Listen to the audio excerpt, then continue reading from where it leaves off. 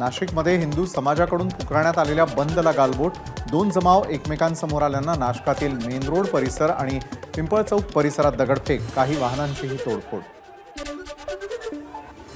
नाशिक शहरामधील तांबड लेन परिसरामध्ये मोठा पोलीस बंदोबस्त, हिंदू मोर्चावरील दगडफेकीनंतर सध्या नाशकात तणावपूर्ण शांतता।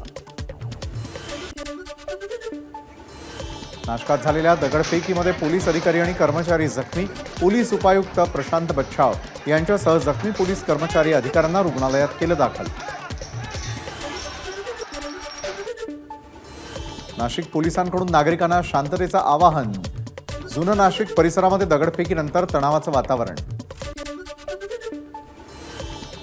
रामगिरी महाराजांविरोधात छत्रपती संभाजीनगरमध्ये आंदोलन, सिटी चौक पोलीस स्टेशन बाहेर मुस्लिम बांधवांचं आंदोलन, मोहम्मद पैगंबरांविषयी केलेल्या वक्तव्याच्या निषेधार्थ आंदोलन।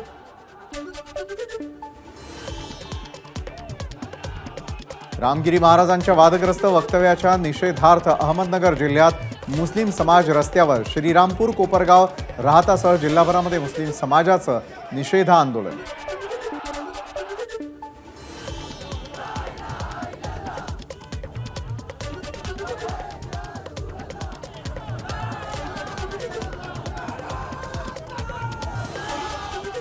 रामगिरी महाराजांनी केलेल्या वक्तव्याच्या निषेधार्थ अहमदनगरमधील मुस्लिम समाजाचं चक्काजाम आंदोलन, नगर संभाजीनगर महामार्ग रोखत मुस्लिम बांधवांची घोषणाबाजी। रामगिरी महाराजांच्या विरोधात छत्रपती संभाजीनगर शहरातील सातारा पोलीस स्टेशनमध्ये तक्रार दाखल। छत्रपती संभाजीनगरच्या वैजापूर आणि येवला पोलीस ठाण्यामध्ये रामगिरी महाराजांविरोधात गुन्हा दाखल, मुस्लिम समाजाचे धर्मगुरू मोहम्मद पैगंबर यांच्याविषयी केलेल्या वादग्रस्त वक्तव्याप्रकरणी गुन्हा दाखल। वादग्रस्त वक्तव्यावरती रामगिरी महाराज ठाम, हिंदू जनजागृतीच्या उद्देशानं वक्तव्य केलं आणि त्यामुळे परिणामांना सामोरं जाण्यास तयार असल्याची रामगिरी महाराजांची प्रतिक्रिया।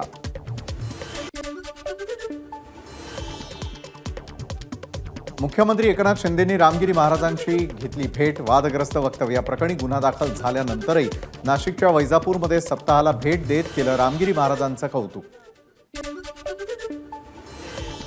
हिंदू समाजाच्या मोर्चाला परवानगी हा राजकीय षडयंत्राचा भाग असल्याचा जलील यांचा आरोप, तर दंगली होणार नाहीत तोपर्यंत सत्तेत येणार नाही हे सरकारला माहिती असल्याचा जलील यांचा हल्लाबोल। आमदार संजय शिरसाट यांचा सर्वांना शांतता राखण्याचं आवाहन, छत्रपती संभाजीनगर आणि नाशिकमधील आंदोलनावर शिरसाटांची प्रतिक्रिया। जळगावमध्ये सकल हिंदू समाजाच्या निषेध मोर्चाला गालबोट, मोर्चातील काही तरुणांकडून बाईकच्या शोरूमवर दगडफेक, या घटनेमुळे मोर्चात पोलीस बंदोबस्त वाढवला। पुन्हा एकदा पाहणार आहोत सिटी 60। जळगावात दगडफेकीच्या घटनेनंतर पोलिसांकडून शांततेचं आवाहन, बांगलादेशातील हिंदूंवर होणाऱ्या अत्याचाराच्या निषेधार्थ काढण्यात आलेल्या मोर्चातील तरुणांनी केली होती दगडफेक। अमरावतीच्या दर्यापूरमध्ये हिंदू संघटनांचा आक्रोश मोर्चा, बांगलादेशातील हिंदू समाज आणि मंदिरांच्या संरक्षणासाठी दर्यापूर तहसीलदारांमार्फत पंतप्रधानांना निवेदन। कोलकाता बलात्कार हत्येच्या निषेधार्थ संगमनेरमध्ये वैद्यकीय महाविद्यालयातील विद्यार्थ्यांचा मोर्चा, घटनेचा तपास लवकर पूर्ण करून आरोपींना कठोर शिक्षा देण्याची मागणी। देशातील एकूण 22 यूपीएससी अधिकारी बोगस, आरटीआय कार्यकर्ते विजय कुंभार यांचा दावा, एक्सवरील पोस्टमध्ये 22 अधिकाऱ्यांची नावही केली जाहीर, यूपीएससी आयोगाला पत्र लिहून या सर्व अधिकाऱ्यांच्या चौकशीची केली मागणी। महाविकास आघाडीचा मुख्यमंत्री पदाचा चेहरा जाहीर करण्याचा ठाकरेंचा आग्रह, नाना पटोले आणि शरद पवारांची मात्र सावध भूमिका। निवडणूक आयोगाकडून वंचित बहुजन आघाडीला गॅस सिलेंडर चिन्ह जाहीर, लोकसभा निवडणुकीत वेगवेगळे चिन्ह मिळाल्यानं वंचित बहुजन आघाडीला बसला होता मोठा फटका। निवडणूक आयोगाकडून बच्चू कडूंच्या प्रहार पक्षाला बॅट चिन्ह आणि त्यामुळे प्रहार पक्ष आगामी विधानसभा निवडणूक बॅट चिन्हावर लढणार। बीडमध्ये शिवस्वराज्य यात्रेच्या कार्यक्रमात राडा, सभेच्या ठिकाणी लावण्यात आलेल्या बॅनरवर फोटो न लावल्यानं 2 गटातील कार्यकर्ते भिडले, वरिष्ठांच्या मध्यस्थीनंतर वाद मिटला।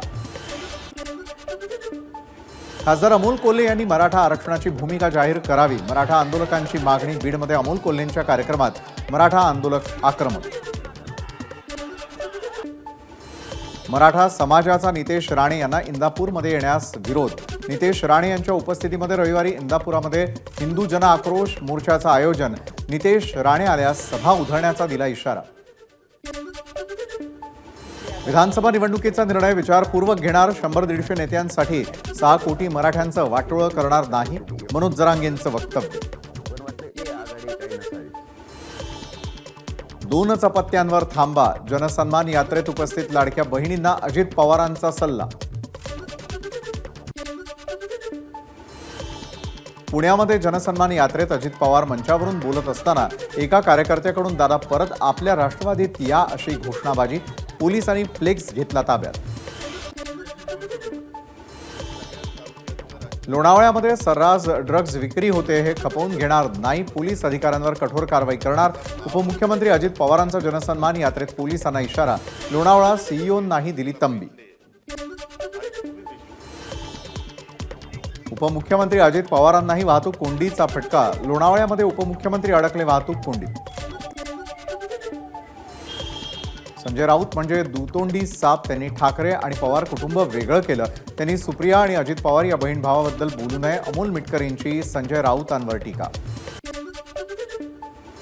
विधानसभा निवडणुकीच्या तोंडावर मुंबई भाजपमध्ये मोठे बदल होण्याची शक्यता.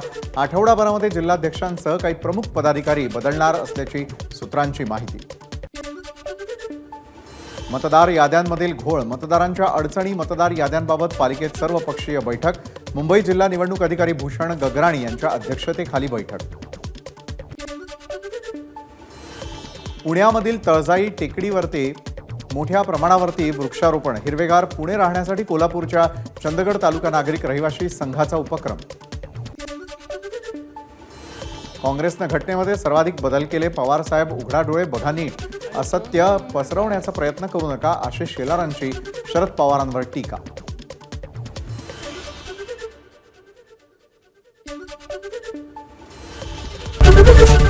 एबीपी माझा, उघडा डोळे बघा नीट.